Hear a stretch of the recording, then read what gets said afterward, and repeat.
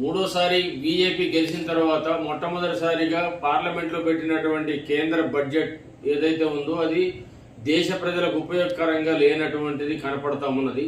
పేదవాళ్ళకి, కార్మిక వర్గానికి అసలు ఏమాత్రం కూడా కేంద్ర బడ్జెట్ ఉపయోగకరంగా లేదు. ఇన్కమ్ ట్యాక్స్ ఇవన్నీ కూడా బాగానే వాయించారు. మరి యువతకు ఉద్యోగాల అవకాశం పెంచామని చెప్తా ఉన్నారు. కానీ అది మేడి పండులాగా ఉన్నది తప్ప యువతులకి ఎవరికి కూడా దాదాపు బీజేపీ గవర్నమెంట్ ఆయాంలోనే 2014 నుంచి 10 కోట్ల మంది గ్రాడ్యుయేట్స్, చదువుకున్న సర్టిఫికెట్ హోల్డర్స్ చాలా మంది దేశంలో నిరుద్యోగులు ఉన్నారు. వారు ఇతర దేశాలకు వలసపోవడం జరుగుతూ ఉన్నది. కాబట్టి అందుకనే ఈ బడ్జెట్ ఉపయోగకరంగా లేదు. ఇది ఏదో కంటి తుడుపులాగానే ఉన్నది తప్ప ఇది ఉపయోగకరంగా లేదనేది అర్థమవుతా ఉన్నది. అట్లానే తెలంగాణకు చాలా అన్యాయం చేశారు.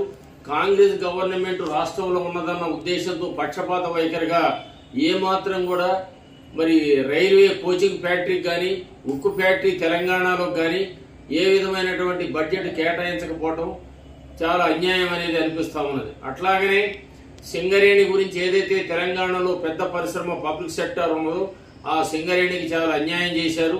ప్రైవేటీకరణ గురించి పెద్దపల్లి ఎంపీ గారు వంశీ కృష్ణ గారు ఎంపీ గారు రేపినటువంటి పాయింట్ ఆఫ్ ఆర్డర్లో గనుల శాఖ మంత్రి కిషన్ రెడ్డి గారు ఏదైతే తెలంగాణ బిడ్డ, ఆయన కేంద్ర గనుల శాఖ మంత్రి ఉండి కూడా సింగరేణి ప్రైవేటు చేయటం లేదు, 51% రాష్ట్ర గవర్నమెంట్కి ఉన్నది, వాళ్ళకే అథారిటీ అని చెప్తా ఉన్నాడు. అట్లా నరేంద్ర మోడీ గారు కూడా, ప్రధానమంత్రి గారు కూడా ఇట్లానే చెప్పారు. కానీ ఆల్రెడీ ప్రైవేట్ నడుస్తూ ఉన్నది. కేసీఆర్ గవర్నమెంట్ ఏదైతే ఉందో రాష్ట్ర గవర్నమెంట్ అండర్ గ్రౌండ్ లో కూడా ప్రైవేటీకరణ వచ్చేసింది, ప్రైవేట్ నడుస్తూ ఉన్నది. ఓపెన్ కాస్ట్ లో మట్టి తీసేవాళ్ళు కాంట్రాక్టర్లు, అవుట్ సోర్సింగ్, ఇప్పుడు బొగ్గు కూడా ప్రైవేట్ నడుస్తూ ఉన్నది. మరి ప్రైవేట్ లేదని చెప్పడంలో అర్థం లేదనేది కనపడతా ఉన్నది.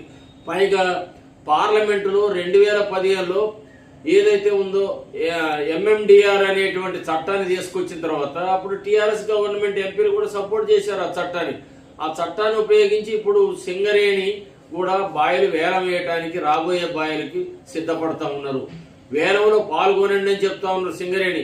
ఆదాని, అంబానీ పెద్ద కార్పొరేట్ శక్తులు ఆ యొక్క వేలంలో ఉన్నప్పుడు సింగరేణి యాజమాన్యం ఏమాత్రం పోటీ పడగలదా అనేది ఆలోచించాల్సిన అవసరం. కాబట్టి ఇప్పుడు నడిచేటువంటి 19 ఓపెన్ కాస్ట్ కానీ, సింగరేణిలో 22 అండర్ గ్రౌండ్ మైన్స్ కానీ, ఇవి దాదాపు 10 ఏళ్ల వరకే బొగ్గు డిపాజిట్ ఉన్నది. 10 ఏళ్ల తర్వాత కొత్త బాయిలు రాకపోతే సింగరేణికి భవిష్యత్తు లేదు. కాబట్టి అందుకని వేలం వేయకుండా తెలంగాణ ప్రాంతంలో ఎక్కడ బొగ్గున్నా సింగరేణికే ఇవ్వాలనేది మా డిమాండ్. మేము పోరాటం కూడా చేయడం జరిగింది. Singareni college workers union, AITC, భారత కమ్యూనిస్ట్ పార్టీ, ప్రజా సంఘాలు ఇతర వాళ్ళని కలుపుకొని కలెక్టరేట్ ముట్టడి చేయడం జరిగింది జూలై 5వ తారీఖున. అట్లానే 6 నుంచి 12 దాకా జనరల్ మేనేజర్ ఆఫీస్ ముందు రిలయంగా స్ట్రైక్ చేయడం జరిగింది. అట్లానే రాజభవన్ ఈ నెల 18వ తారీఖున ముట్టడేయడం జరిగింది. వీటి కారణంగానే సింగరేణి రాష్ట్రంలో కానీ కేంద్రంలో కానీ ఒక సంచలనంగా ఇది ఒక పద్ధతిగా సింగరేణి గురించి మాట్లాడటం జరుగుతూ ఉన్నది. కాబట్టి అందుకని అవసరమైతే అన్ని రాజకీయ పార్టీల వాళ్ళు, అసెంబ్లీ మెంబర్లు, పార్లమెంట్ మెంబర్లు, రాజకీయంగా ట్రేడ్ యూనియన్ అందరు కలిసి ఈ సింగరేణిని కాపాడుకోవాల్సిన బాధ్యత ఉన్నది. కాబట్టి చెప్పేటువంటి మాటలు నమ్మకూడదు అనేది విజ్ఞప్తి చేస్తా ఉన్నాం.